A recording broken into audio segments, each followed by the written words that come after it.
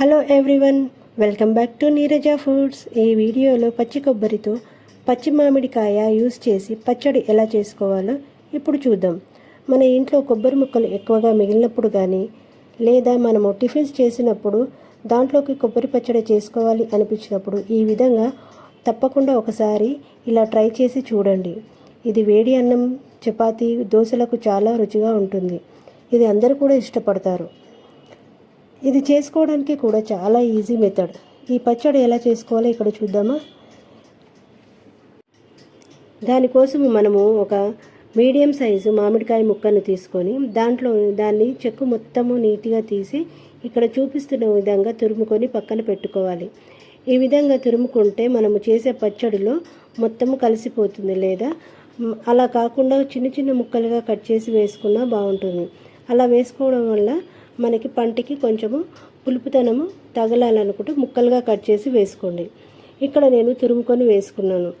అలాగే ఒక కొబ్బరి ముక్కను చిన్న చిన్న ముక్కలుగా కట్ చేసి పక్కన పెట్టుకోవాలి.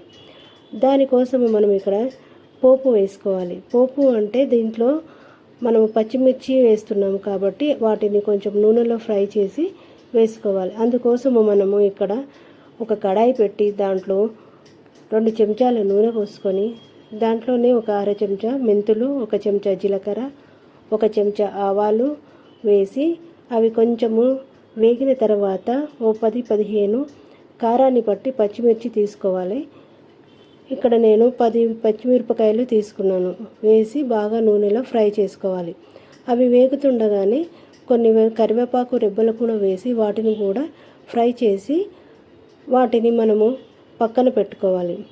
ఆ తర్వాత ఒక మిక్సీ జార్ తీసుకొని దాంట్లో మనము ముందుగా కట్ చేసి పెట్టుకున్న కొబ్బరి ముక్కలను వేసి దాంట్లోనే ఇందాక వేసుకున్న పోపును మొత్తము చల్లారిన తర్వాత వేసుకొని 5-6 వెల్లుల్లిపాయలను, 1 చెంచా పసుపును, 1 చెంచా ఉప్పు వేసి వాటిని బాగా రుబ్బుకోవాలి. అది మిక్సీ పట్టుకోవాలి. మిక్సీ పట్టుకునే ముందే మనం పోపు వేసిన కడాయిలోనే మళ్ళా పచ్చడికి కావలసినంత పోపు వేసుకోవాలి.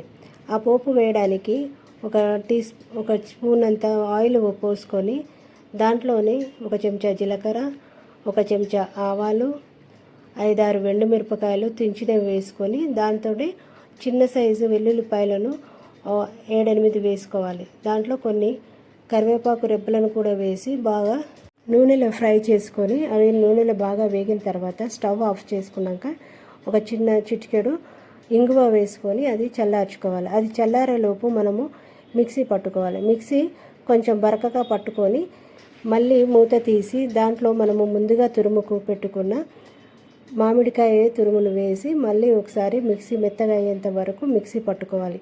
అవసరం అనుకుంటే వాటర్ వేసి మిక్సీ పట్టుకోండి.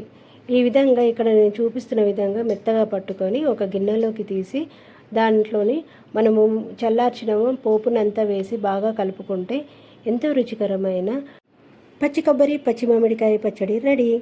మీరు ట్రై చేసి ఎలా ఉందో కామెంట్లో చెప్పండి. ఈ వీడియో మీకు నచ్చినట్లయితే లైక్ చేసి ఫ్రెండ్స్కి షేర్ చేసి సబ్స్క్రైబ్ చేసుకోండి. మరిన్ని రెసిపీస్తో మళ్ళీ కలుద్దాం. Thank you for watching.